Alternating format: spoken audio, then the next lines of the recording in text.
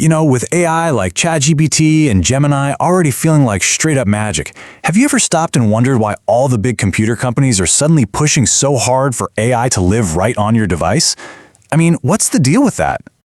It's a really good question. And the answer, well, it kind of peels back the curtain on a huge split in how AI works, revealing two totally different ways of doing things. So, on one side of the ring, you've got the AI that lives right there on your desk or in your pocket. Let's call that local AI. And on the other side, you've got the AI that lives in some giant, faraway data center. That's your cloud AI. Now just let that sink in for a moment. Local AI is totally self-sufficient. It runs on your machine, no internet required. What does that really mean? It means your personal stuff, your private data, it never ever has to get sent out to some company's server. Everything stays right there with you. You're in complete control. This right here, this is the main difference in a nutshell. Having local AI is kind of like having your own personal library right in your house. It's always there, you can grab a book instantly.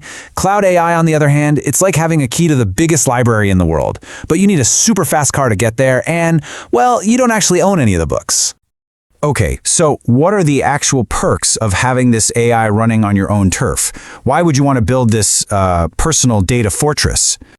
It really boils down to one word: control. Your data is just safer because it literally never leaves your laptop. Your privacy is absolute. Nobody is looking over your shoulder, monitoring your questions. And it's always on. You could be on a plane or in a hotel with terrible Wi-Fi. Your local AI just works. And it's instant. Zero network lag. But you knew there was a but, right? This amazing fortress of privacy, it definitely comes with a cost. There's a pretty big trade-off for keeping all that brain power inside your own four walls. And that trade-off is just raw, brute force power. Your computer, even if it's a super expensive, top-of-the-line beast, it's still just a tiny little boat in an ocean of computing power compared to the massive, city-sized server farms that companies like Google and OpenAI run. Let's try to put some numbers on this. Okay, so think of parameters as like tiny little dials and knobs that an AI uses to think.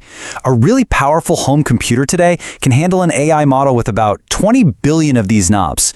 Sounds pretty huge, doesn't it? Okay, hold that thought. Now compare that to a giant cloud model like GPT-4. It's estimated to have around 635 billion parameters. I mean, it's not even in the same league. We're talking about a completely different scale, which is what makes it so incredibly knowledgeable and capable. So let's hop over to the other side. Let's talk about the cloud and the totally different set of pros and cons you get when you tap into that near limitless intelligence. Yeah, the power is just mind-boggling. But it's not a free lunch. When you use a cloud AI, you're basically just renting time on their supercomputer. And, like any rental agreement, you gotta read the fine print.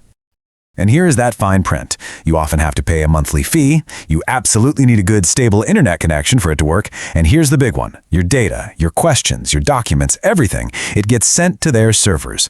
And a lot of the time, that data is used to train their AI models, which could potentially expose sensitive info. So, you're making a direct trade. You give up some privacy in exchange for a whole lot of power. But here's the interesting part. This isn't really a fight to the death where one has to win. The future probably isn't about choosing one or the other. It's actually about these two powerful ways of thinking, learning how to work together. Yeah, we're really moving toward a hybrid world. Just imagine this. Your own device handles all the quick, private things locally. Summarizing an email, maybe touching up a photo. But when you need to do some serious heavy lifting, like analyzing a massive spreadsheet, your device just seamlessly passes that job up to the cloud to handle it. And this is how we get there.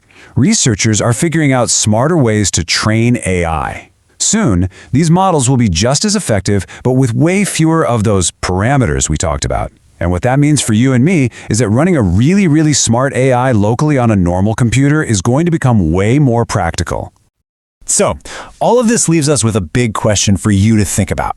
As this tech keeps evolving, it's going to change how we shop for our gadgets.